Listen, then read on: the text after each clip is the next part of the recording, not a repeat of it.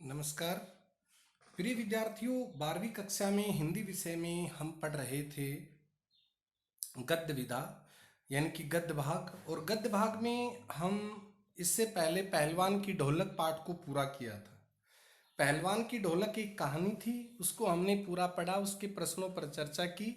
और उसके बाद में जो हमारा अगला पाठ है वह है विष्णु खरे द्वारा रचित चार्ली चैपलिन यानी हम सब।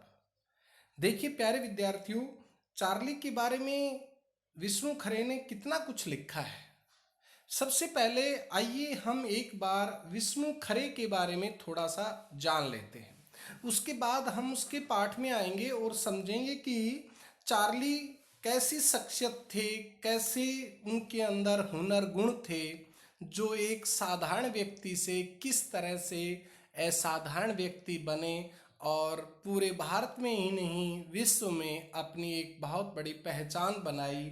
और सिनेमा जगत में आज भी उनका मुकाबला नहीं है, सारा सिनेमा जगत उनको आज भी याद करता है। आइए प्रिय विद्यार्थियों, विष्णु खरे के बारे में पढ़ते हैं। जन्म 1944 छिंदवाड़ा मध्य प्रदेश में हुआ। प्रमुख रचनाएं एक गैर रोमानी समय में ये रचनाओं के नाम हैं खुद अपनी आंख, सबकी आवाज के पर्दे में, पिछला बाकी।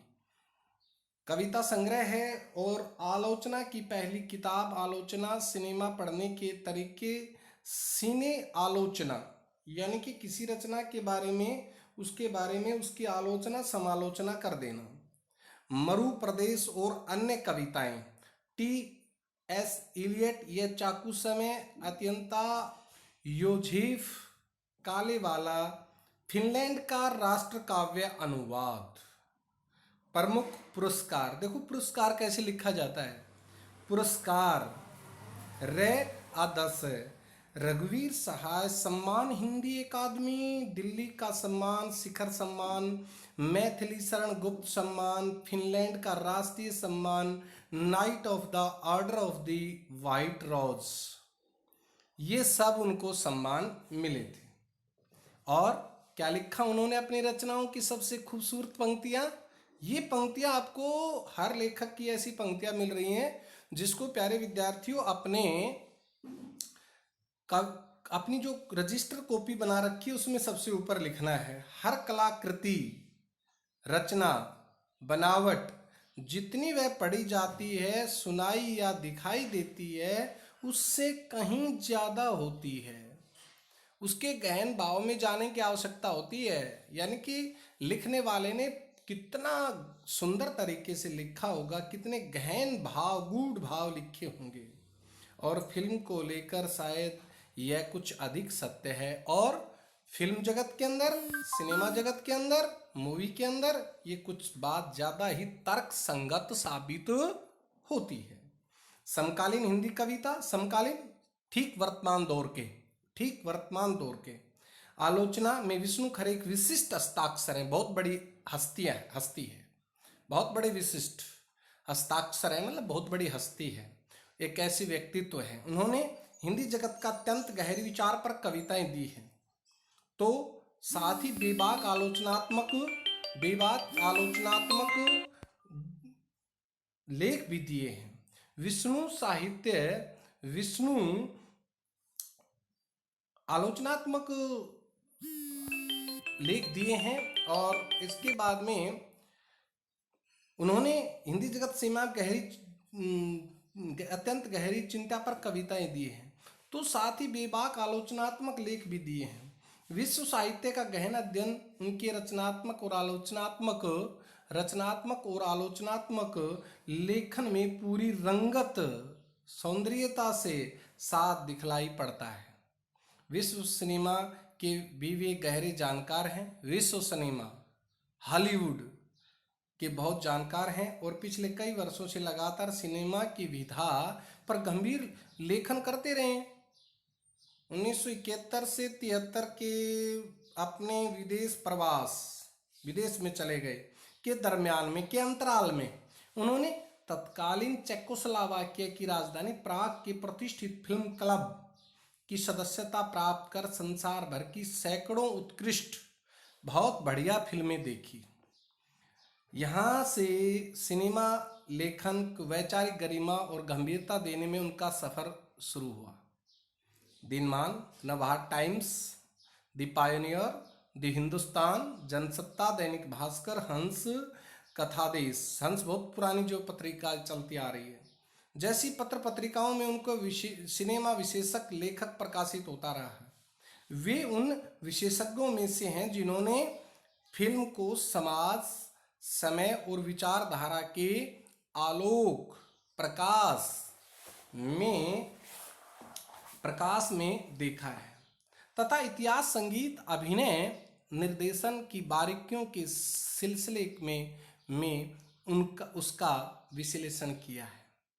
अपने अपने लेखन के द्वारा उन्होंने हिंदी के उस अभाव को थोड़ा भरने की सफलता पाई है, जिसके बारे में अपनी एक किताब की भूमिका में वे लिखते हैं। यह ठीक है कि अब भारत में ही सिनेमा के महत्व, देखो महत्व की कैसे लिखा जाता है, दो आते हैं बच्चों, देता है दो, शास्त्रीयता को पहचान लिया गया है और उनके सिद्धांतकार भी उभर आए हैं। लेकिन दुर्भाग्यवश जितना गंभीर काम हमारे सिनेमा पर यूरोप, अमेरिका में हो रहा है, शायद उसका शतांश मतलब 100वां हिस्सा भी हमारे यहाँ नहीं है। हिंदी में सिनेमा के सिद्धांतों पर शायद ही कोई अच्छी मूल पुस्तक हो। हमारा लगभग पूरा समाज अभी भी सिनेमा जाने या देखने की एक हल्के अपराध की तरह देखता है। हमारा जो जीवन है उसमें जुड़े हुए लोग हैं, विशेष करके आंचलिक क्षेत्र के लोग आज भी ये बात सोचते हैं कि जो मूवी और फिल्में देखते हैं वे सही से लोग नहीं होते हैं। आज भी ये धारणा बनी हुई है। इस धारणा को दूर करने के लिए वर्तमान दौर में, वर्तमान परिप्रेक्ष्य में बहुत बदलाव आया है। प्यारे विद्यार्थियों, ये हमारी पुरानी सोच रही है, लेकिन फिल्में, मूवी हमें बहुत कुछ प्रेरणा देती हैं, हमें जीवन को जीने की कला सिखाते हैं, हमें जीवन में आगे बढ़ने की प्रेरणा देती हैं, हमें इस सांसारिक रहन सहन का ज्ञान कराती हैं, नैतिकता भी सिखाती हैं। हर मूवी के दो पक्ष होते हैं। यदि हम नकारात्मक में जाकर पढ़ते हैं तो ये हमारी गलत सोच है।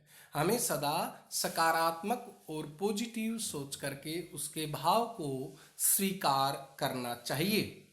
विश्व सिनेमा विश्व साहित्य के समानांतर फल फूल रहा है। विश्व सिनेमा विश्व साहित्य के समानांतर फल फूल रहा है। 2 महायुद्धों के बाद की दहशत, 9 स्वतंत्र देशों का नैतिक भूगोल, औपनिवेशिक दास्तां, दूसरों को गुलाम बनाने की दास्तां का मानसिक अक्षेपण, विश्व सिनेमा जिस कौशल में वह विषय लगातार बिंबित करता रहा है। उनके विकास में चार्ली चैपलिन ये पात्र, देखिए आज भी हमारे पुराने लोग भी, बुजुर्ग भी, या जो फिल्मों से जुड़े हुए हैं वे लोग चार्ली के बारे में बहुत कुछ जानते हैं। चार्ली का नाम आते ही चेहरे पर चमक आ जाती है। महान अभिनेता, बड़ा योगदान, इसलिए चार्ली चैपलिन चार्ली चैपलिन यानी कि हम सब के बीच में आज भी चार्ली जीवित है। यानी कि हम जो लोगों के बीच में जो घटनाएं होती हैं वे सारी चार्ली के दौरान में चार्ली द्वारा दर्शाई हुई बातें हैं। नामक पाठ इस महान अभिनेता के भीतर के इंसान को जानने का अवसर देता है। ये पाठ हमें क्या शिक्षा देता है? इस महान शख्सियत के बारे में हमें ज्ञान कराता है, हमें समझाता है। आइए पाठ का सार देखते हैं। साधारण की अपार धारण क्षमता और उनके धुएं से भरे धुंधले नायकत्व को अपने ढंग से चार्ली चैपलिन से जुड़े नाटक और फिल्में पकड़ते रहे हैं। अपने यहाँ राजकुमार की आवारा श्री 420, ये याद रखना है भाई। अनाड़ी और मेरा नाम जोकर आदि फिल्में भी जिस तरह के भोले सड़क छाप लोगों की त्रासदी से, दुख से कामना करने की इच्छा गाथा रचती है, वह भी चार्ली चैपलिन का ही प्रभाव है। हास्य फिल्मों के महान अभिनेता, हास्य फिल्मों के महान अभिनेता और निर्देशक निर्देशक भी थे। चार्ली चैपलिन पर लिखे गए इस पाठ में लेखक ने चार्ली के कलाक्रम, उनके जो काम करने का जो तरीका था, ढंग था, वो एक कला थी। काम तो सब लोग करते हैं, फिल्मों में भी सब लोग करते हैं, वैसे भी करते हैं, लेकिन एक काम करने का अलग से जो तरीका होता है, एक अलग से ज्ञान होता है, एक सहज भाव से किया गया कार्य कलाक्रम कहलाता है। कि कुछ मूलभूत मूलभूत देखो कैसे लिखा जाता है, मूलभूत विशेषताओं को रेखांकित किया है। करुणा और हास्य के, करुणा हमदर्दी, सहानुभूति, दुख और शोक और हास्य के तत्वों का सामंजस्य। कितनी बड़ी बात कही है कि करुणा और हास्य के एक साथ दोनों चीजों का सामंजस्य बैठाना उनकी दृष्टि में चार्ली की सबसे बड़ी विशेषता रही है। प्यारे विद्यार्थियों, चार्ली की सबसे बड़ी विशेषता यह है कि वे करुणा के अंदर भी, करुण भाव के अंदर भी अचानक से हास्य रस का प्रादुर्भाव जन उत्पत्ति कर देते हैं। ये एक अपने आप में कला, एकदम लोगों को, दर्शकों को रुला देते हैं और उसी क्षण लोगों को हंसा देते हैं।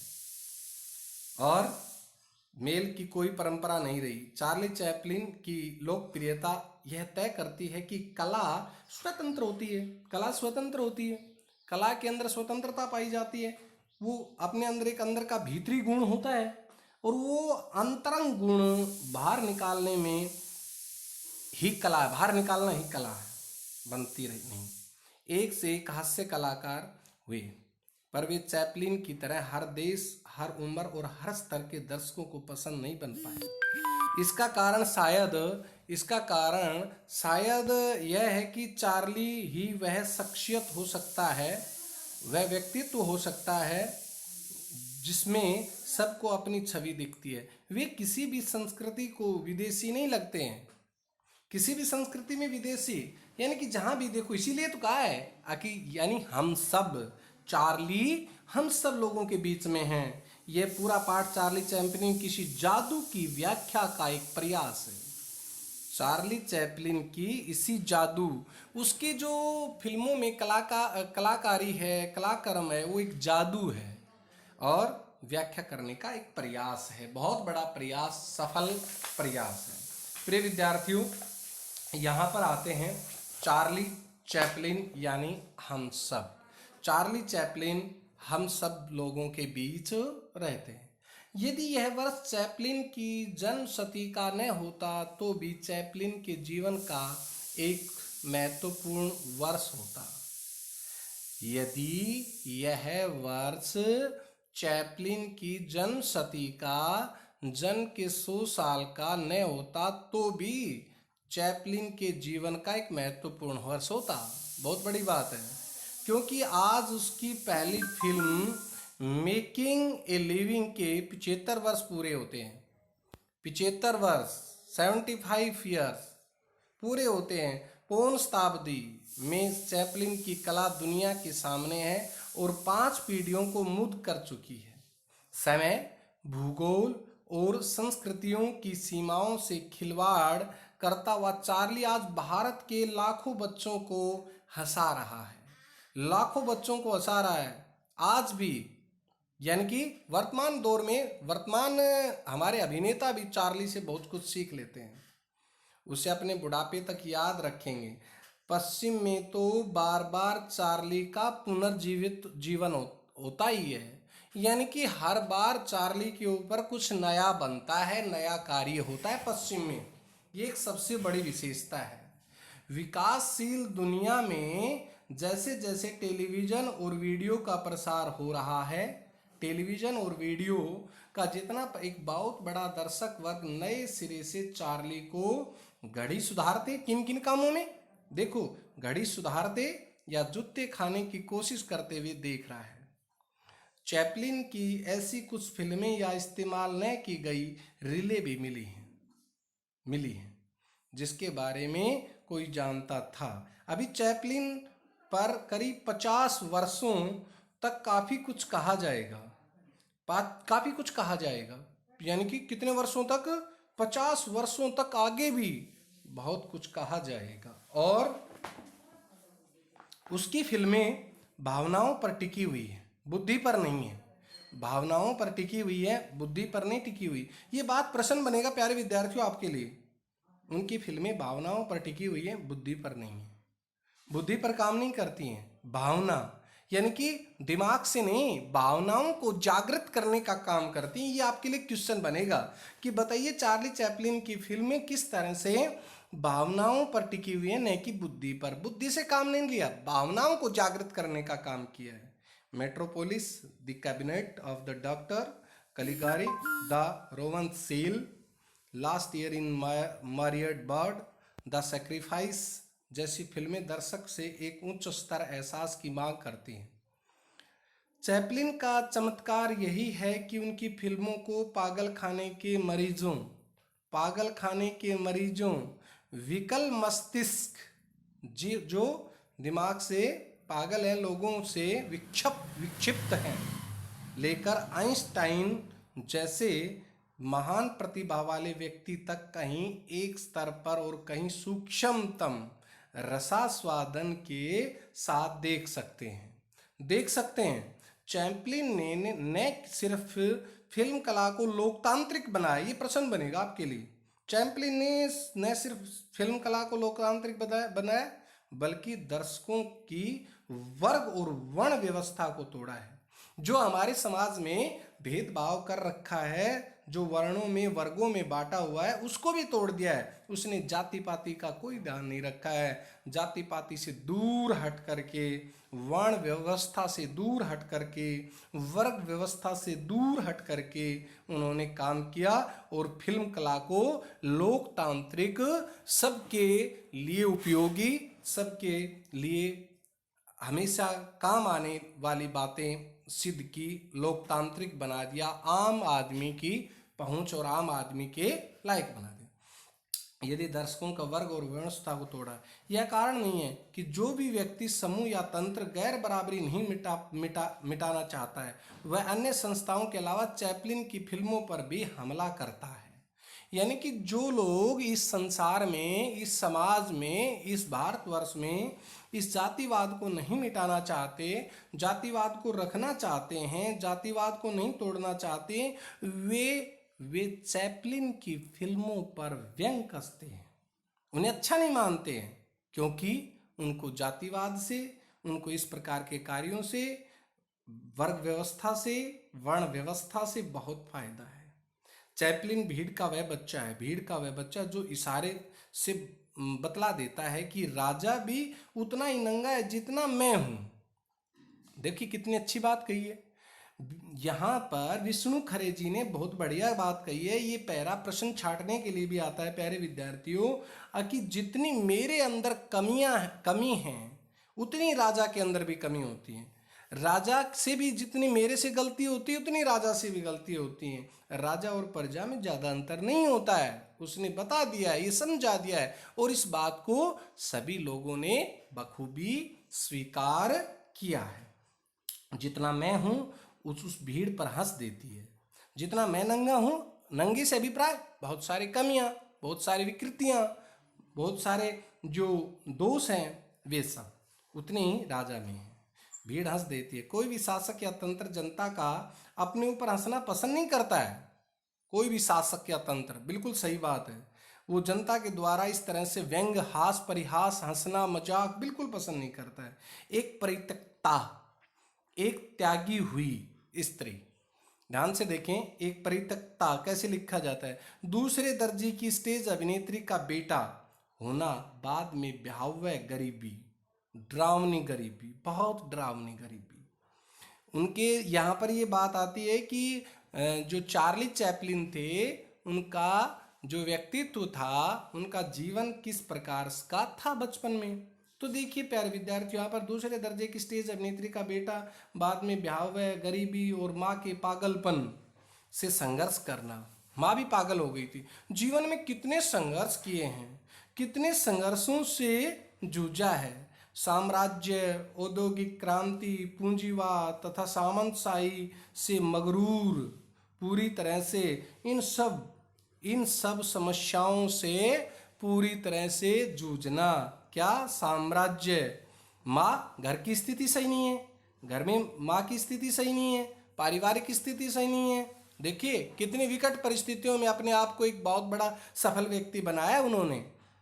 पागलपन से संघर्ष करना, साम्राज्यवाद, औद्योगिक क्रांति, बहुत बड़ी उद्योग की क्रांति, पूंजीवाद की समस्या, सामंतवादी नीतियां से मगरूर एक समाज द्वारा दुराया जाना और उसे ठुकराया जाना, दूर उसको भेजा जाना, उसे समाज में एक हीन भाव से देखना, स्वीकार नहीं करना। इन सबसे चैपलिन को वे जीवन मूल्य मिले जो करोड़पति हो जाने के बावजूद अंत तक उसमें रहे। अपनी नानी की तरफ से चैपलिन खानाबदोशों से जुड़े हुए थे। ध्यान दे, अपनी नानी की तरफ से चैपलिन खानाबदोशों से जुड़े हुए थे और वे ये सुदूर रूमानी संभावना बनी हुई है कि शायद उस खानाबदोश घुमंतु जाति, देखिए घुमंतु जाति के लोगों से जुड़े, औरत में भारतीयता रही हो, औरत में माँ में, चार्ली की माँ में भारतीय, क्योंकि यूरोप की जिप्सी भारत में से ही गए थे और अपने पिता की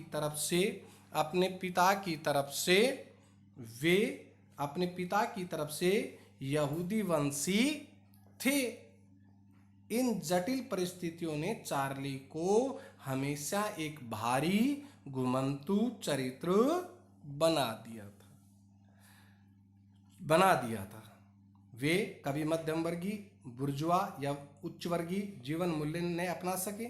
यदि उन्होंने अपनी फिल्मों में अपनी प्रिय छवि ट्रम्प, बुद्धू, खानाबदोश, आवारागर्द की प्रस्तुत की है तो उसके कारण ये फिल्में, मूवी जो उन्होंने उनके अवचेतन तक पहुंचते हैं, उनके भावों तक पहुंचते हैं। प्रिय विद्यार्थियों, आज की इस वीडियो में हम यहीं तक पढ़ते हैं। अगले वीडियो में हम इसी पेज पर 121 पेज पर चार्ली चैपलिन के लास्ट में शुरू करते हैं। तब तक के लिए नमस्कार। आप वीडियो देखते रहिए, अपने प्रश्न साथ साथ लिखते रहिए, सुंदर कॉपी बनाते रहिए। धन्यवाद, नमस्कार।